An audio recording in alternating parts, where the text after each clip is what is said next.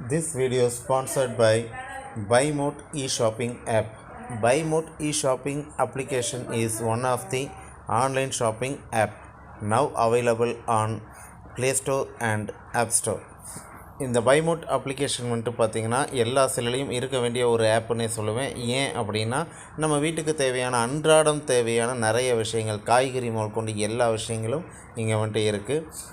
So நமக்கு வந்துட்டு குறைவான விலையில் சிறந்த சேவை நல்லா பண்ணுறாங்க. ஸோ நமக்கு யாருக்காவது தேவைப்பட்டுச்சுன்னா கண்டிப்பாக பைமோட் அப்ளிகேஷனை யூஸ் பண்ணுங்கள். இந்த அப்ளிகேஷன் நீங்கள் தேவைப்படுது ப்ளே ஸ்டோரில் போகிறக்கு எதாக இருந்துச்சுன்னா என்னோடய இந்த வீடியோவுக்கு கீழே டிஸ்கிரிப்ஷனில் இந்த ஆப்போட லிங்க்கை வந்துட்டு தந்திருக்கேன். ஸோ அதை கண்டிப்பாக யூஸ் பண்ணிக்கோங்க. தேங்க்யூ.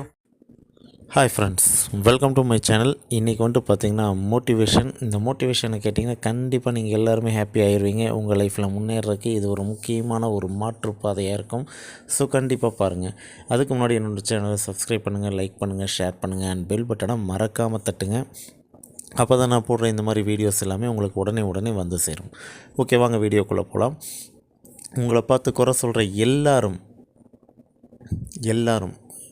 நீங்கள் வந்துட்டு திரும்பி பார்த்தீங்கன்னா அவங்க அதே இடத்துல நின்றுட்டு இன்னொருத்தரை குறை சொல்லிக்கிட்டு இருப்பாங்களே தவிர அவங்க முன்னேற மாட்டாங்க.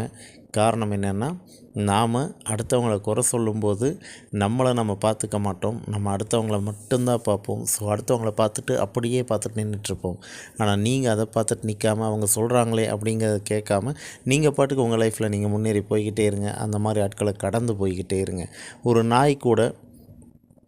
நாய் டாக் அது வந்துட்டு பார்த்திங்கன்னா எப்பவுமே குலைச்சிக்கிட்டே இருக்கும், சத்தம் போட்டுக்கிட்டே இருக்கும். இது வந்துட்டு அதோட குணாதிசயம். ஆனால் நரி பாருங்கள், சத்தமே போடாது, ஒன்றும் சைலண்ட்டாக இருக்கும்.